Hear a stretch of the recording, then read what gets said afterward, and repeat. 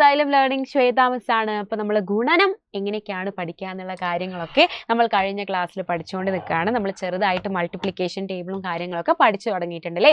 ചെറിയ രീതിയിൽ ഗുണനം എന്താണ് എന്നുള്ള കാര്യങ്ങളൊക്കെ നമ്മൾ പഠിച്ചു തുടങ്ങിയിട്ടുണ്ട്. അപ്പോൾ അതുമായിട്ട് ബന്ധപ്പെട്ട ഒരു ചോദ്യം ചെയ്യാനാണ് മിസ് വന്നിട്ടുള്ളത്. ഇതാ നിങ്ങൾ എല്ലാവരും നോക്കിക്കേടാ, ഇവിടെ എന്താണ് 18 എന്നുള്ളൊരു സംഖ്യ തന്നിട്ടുണ്ട്. 18 എന്ന് പറഞ്ഞിട്ടുള്ളൊരു നമ്പർ തന്നിട്ടുണ്ട്. 18 നമുക്ക് എങ്ങനെയൊക്കെ എഴുതാം? 9 × 2 9 × 2 എന്ന് പറയുന്നത് 18 ആണ്.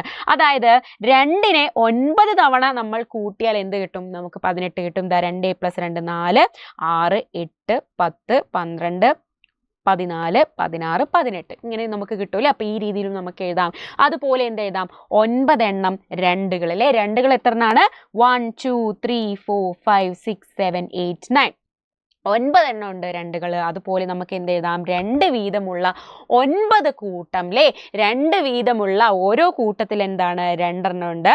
അങ്ങനെ 9 കൂട്ടങ്ങളുണ്ട് എന്നാണ് പറയുന്നത്. അതിനെയാണ് നമ്മൾ S2 × 9 എന്ന് എഴുതിയത്, അഥവാ 9 × 2 എന്ന് എഴുതിയത് 18 ആണ് എന്ന് നമുക്ക് കിട്ടും അല്ലേ. അപ്പോൾ ഇതുപോലെ നമ്മൾ എന്ത് ചെയ്യണം?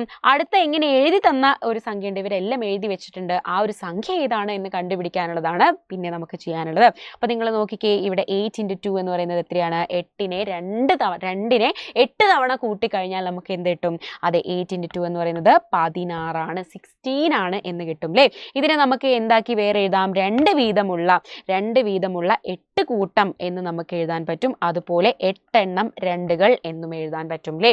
ഇനി അതുപോലെ നിങ്ങൾ നോക്കിക്കേ, 14നെ നമുക്ക് എഴുതണം അല്ലേ. 14നെ നമുക്ക് എന്തൊക്കെ രീതിയിൽ എഴുതാൻ പറ്റും? 14നെ 7 × 2 എന്ന് നമുക്ക് എഴുതാം. 7 × 2 അതായത് 2നെ 7 തവണ നമ്മൾ 2നെ കൂട്ടണം അല്ലേ. 7 തവണ 2നെ കൂട്ടുന്നത് നമുക്ക് 14 ആണ് തരിക. ഇതിപ്പോൾ എത്രയായി? 6 വട്ടമായി. ഇതൊരു വട്ടം കൂടെ ആകുമ്പോൾ 7 വട്ടം.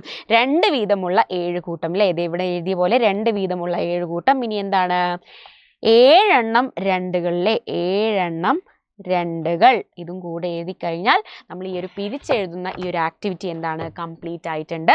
ഇതുപോലെ 10നെയും നിങ്ങൾ എല്ലാ രീതിയിലും എഴുതാൻ പഠിക്കുക. അപ്പോൾ ഇത്രയും കാര്യങ്ങളാണ് ഈ ഒരു വീഡിയോയിൽ നമുക്ക് പറയാനുള്ളത്. അപ്പോൾ അടുത്തൊരു വീഡിയോ ആയിട്ട് മിസ് വീണ്ടും വരുന്നതായിരിക്കും. അതുവരേക്കും ബൈ.